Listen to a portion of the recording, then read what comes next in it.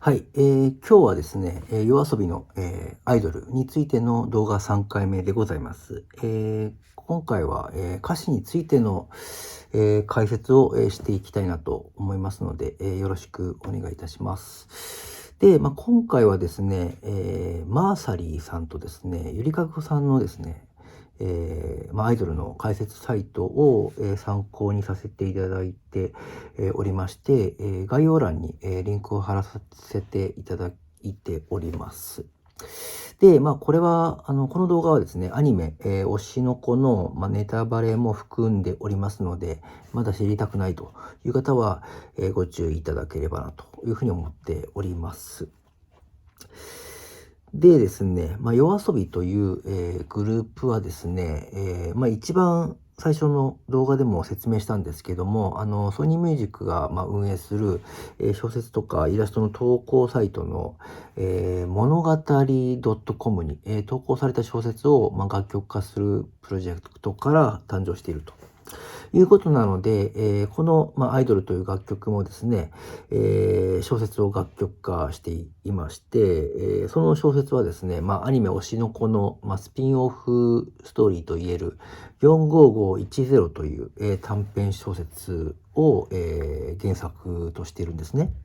ただ、それとともに、アニメ推しの子の、第1話までのエピソードを、ベースに、この楽曲は、作られているということなんです。で、この理由をですね、作者の、綾瀬さんはですね、次のように語っています。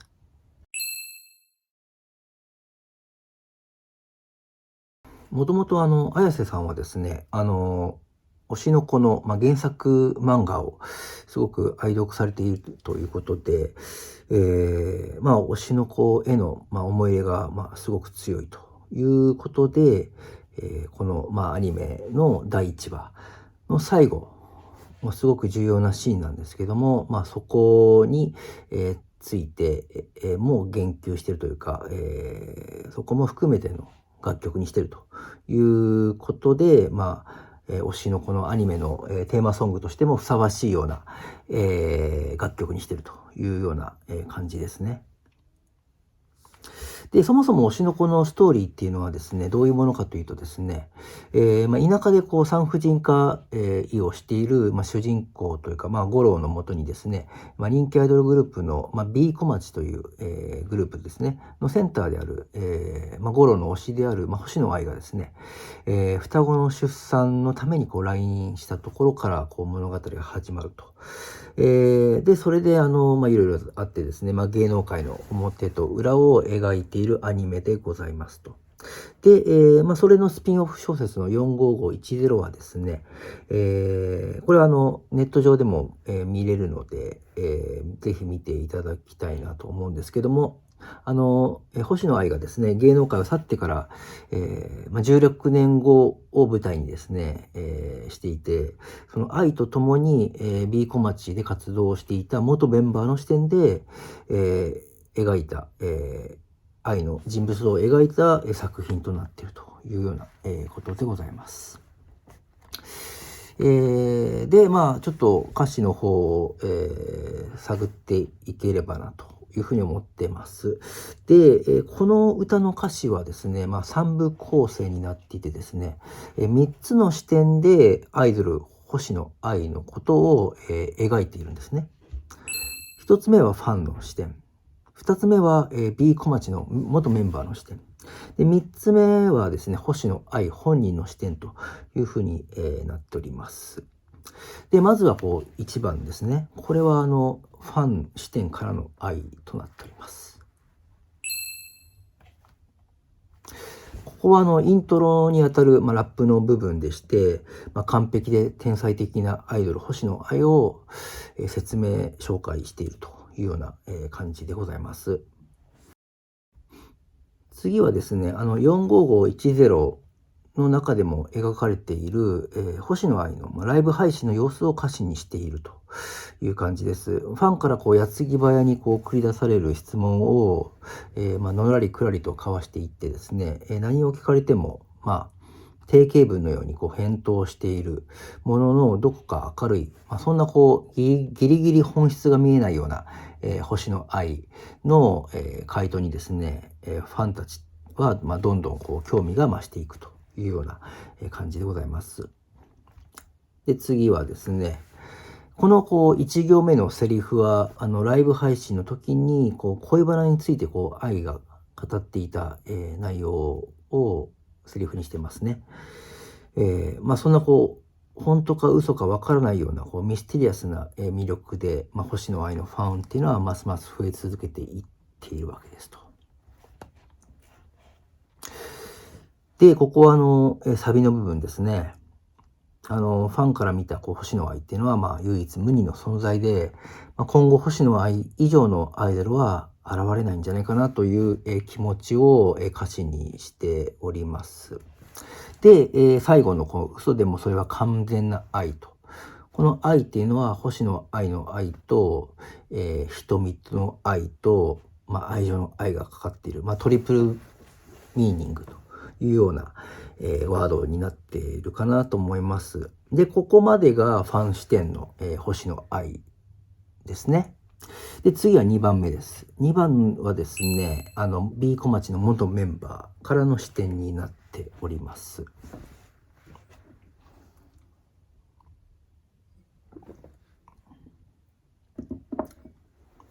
元メンバーはですね、絶対的なセンターの愛とですね、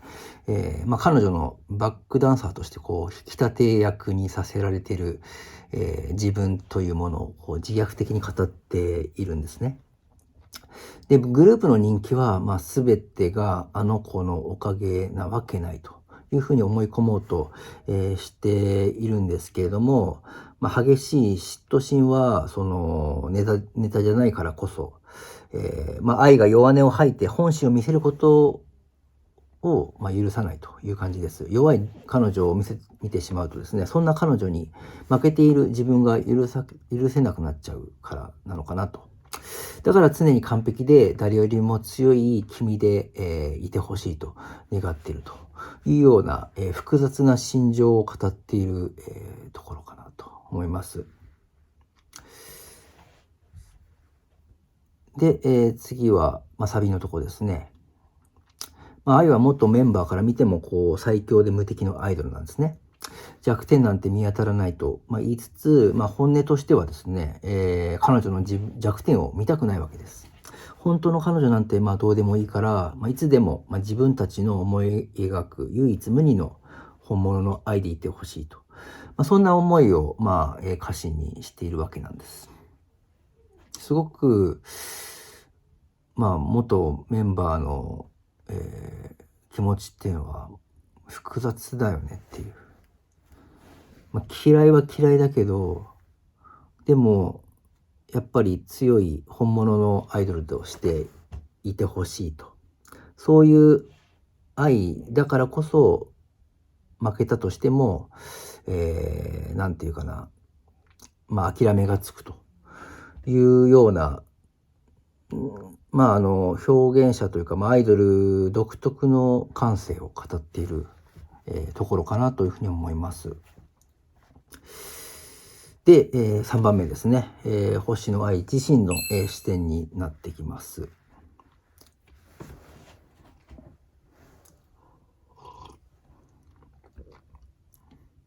ここは星野愛の、自身の言葉が綴られていますね。メディアを得意の笑顔で沸かすのは、隠しきりたい、秘密があるからと。その秘密こそが、子供なんです。星野愛の子供の存在ですね。ファンへの愛しているという、嘘の言葉で、キャリアを積むことによりですね、彼女は子供たちへの、私なりの愛を示していると。ここで出てくるアクアとルビーはですね、彼女が産んだ双子の、子供の名前という感じになってますね。2人のために真実を隠してですね、歌い踊り舞う私は、マリアのような聖母のような存在だと、自分の愛の強さを、確信しているという感じです。で、複雑な生い立ちを抱えてですね、誰かに愛されたことも、誰かを愛したこともないと、そんな愛なんですけども、いつか自分の愛しているという言葉がですね、本当になる時が訪れるはずだと、信じて、活動を続けているというような感じです。はい、ここはもう、最後のパートになります。いよいよ大詰めです。人々から、完璧なアイドルというふうに評価されているんですけども、星野愛自身はですね、自分のことは、欲張りなアイドルと、表現してですね、いつか全部手に入れるというふうに決意をしていると。つまり彼女本人にとって、人気絶頂の星野愛っていうのはまだまだ未完成なものだということですね。ちゃんと愛したいから今日も嘘をつくのという言葉がですね、彼女の、アイドルとしての真面目さとか、子供に対するですかね、愛を求める気持ちの大きさを表現しているように、感じます。で、君と君は、双子のエルビーと、アクアを指してですね、星野愛が作品の中で、二人に、本心から愛を伝えたシーンっていうのをこう表現しているという感じです。これまでは、語ってきた、愛っていうのは嘘だったけど、二人に伝える、愛しているという言葉は、絶対に嘘じゃないというふうに、この曲の中でも力強く伝えて、締めくくられているということです。で、アニメ推しの子の子1話も、同様な、終わり方をしているというところで、すごくそのアニメとこのアイドルと楽曲のリンクっていうのはすごく考えられてるなっていうふうに、思います。それだけこう作者の綾瀬さんっていうのは、推しの子についてのこう思いっていうのは強かったと。その、テーマソングになるというところを強く意識した楽曲なんだなというところが、解説、この歌詞の解説をすることでちょっと分かったような、気がします。はい、そんな感じで、今回の動画は以上となります。ありがとうございました。